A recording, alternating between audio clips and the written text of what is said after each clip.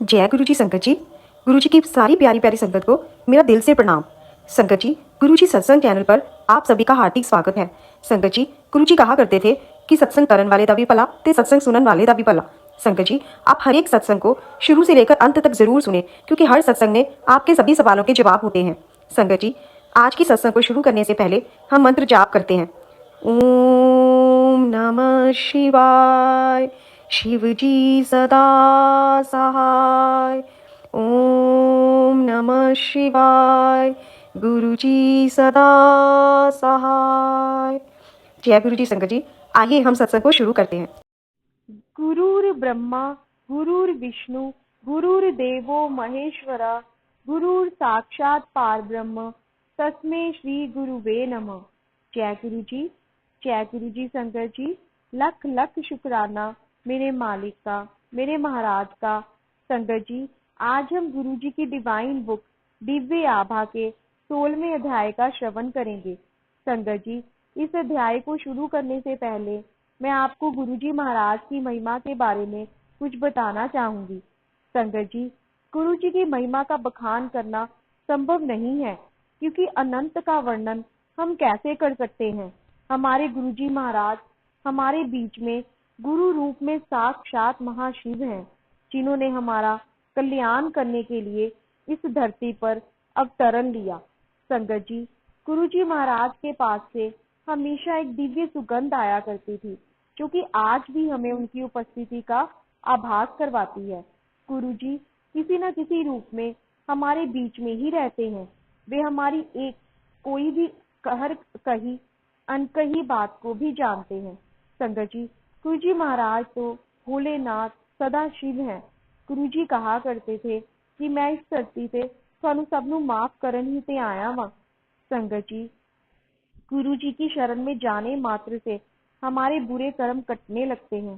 गुरु जी महाराज ने हमें अच्छे कर्म करना सिखाया, शुक्राना क्या होता है शुक्राना करना सिखाया।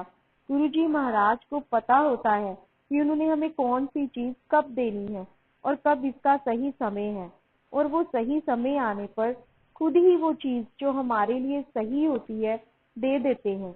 अगर जिंदगी में कुछ भी अच्छा नहीं चल रहा हो या हम किसी भी असहनीय परिस्थिति से निकल रहे हो, तो संगत जी, हिम्मत मत हारिए, अपना विश्वास गुरुजी में बनाए रखिए, क्योंकि हमें नहीं पता कि गुरुजी हमारे कितने कष्टों को, हमारे कितने कर्मों को काट रहे हैं और हमें किन परिस्थितियों से इतने छोटे कष्टों में डालकर बाहर निकाल देते हैं, क्योंकि हर स्थिति में वे स्वयं हमारे साथ खड़े होते हैं। जरूरत है तो उन पर सच्ची आस्था रखने की। संगत जी, आज का सत्संग भी इसी पर ही आधारित है। आज का सत्संग गुरुजी महाराज के एक भक्त का है। तो आइए संगत जी, हम ये सुंदर अनुभवों को श्रवण कर लाभ उठाएं। परमात्मा हमारे बीच में।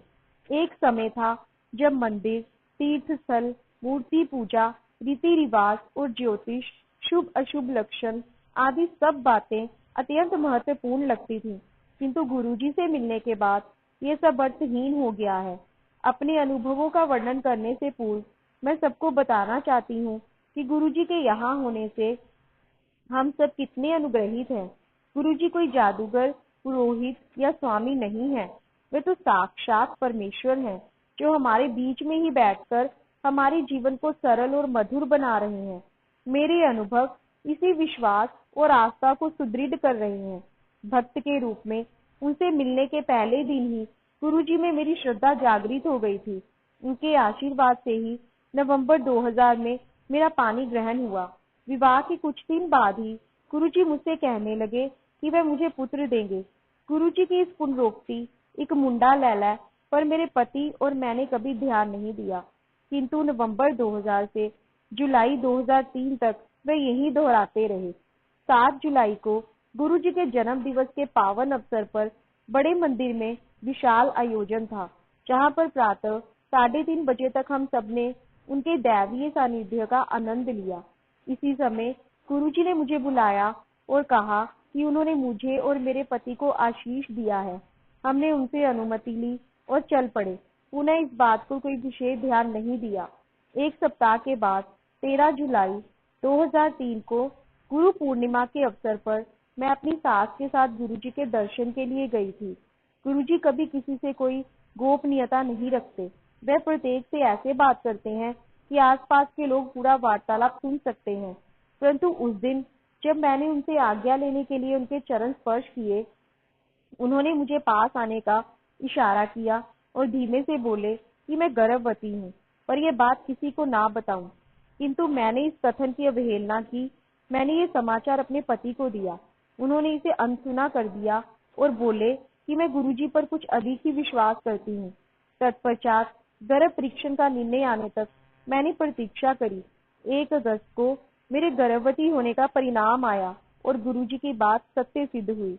विचारणीय है कि मनुष्य होने के कारण हम अपना संयम खो बैठते हैं और स्वयं अपनी नजरों में ही गिर जाते हैं। गुरुजी से कुछ आशा कर तुरंत उसकी पूर्ति होने की आकांक्षा करते हैं, परंतु मेरी स्थिति देखिए। 3 लंबे वर्षों तक गुरुजी मुझे संतान सुख का आशीष दोहराते रहे। इसी बीच एक बार भी मैंने ये प्रश्न नहीं किया, ना ही ये बात कभी मन में उभरी कि इतने लंबे अंतराल तक उनकी पुनरोक्ति के बावजूद ये क्यों नहीं हो रहा है। हम केवल रुकावट देख सकते हैं। गुरुजी तो उस रुकावट का समाधान निकालते हैं। वे जानते हैं कि फल प्राप्ति के लिए कब उचित समय है और उसे कैसे पूर्ण किया जाए। किसी भी पुरोहित, सन्यासी या जादूगर में जीवन दान देने की क्षमता नहीं है, किंतु गुरुजी ने यही किया। विश्वास कीजिए कि मुझे पुत्र ही उत्पन्न हुआ। अंत में यही कहूंगी कि मुझमें और मेरे पति में चिकित्सा बिना संतानोपति संभव नहीं थी, किंतु गुरुजी ने यह सरलता से कर दिया। प्रत्येक भक्त को 100% आस्था के साथ शब्द का मात्र एक शब्द या पंक्ति कई दिन, सप्ताह, मास या वर्षों तक एक ही कारण के लिए दोहराना पड़ सकता है। बार बार बंद द्वार पर दस्तक देनी पड़ सकती है, जिससे वह कभी तो खुले, और वह खुलता अवश्य है। जय गुरु जी, जय गुरु जी। संगत जी, अनंतम अनंतम शुक्राना मेरे मालिक का, मेरे महाराज का। आज की सेवा के लिए बहुत बहुत शुक्राना। जय गुरु जी।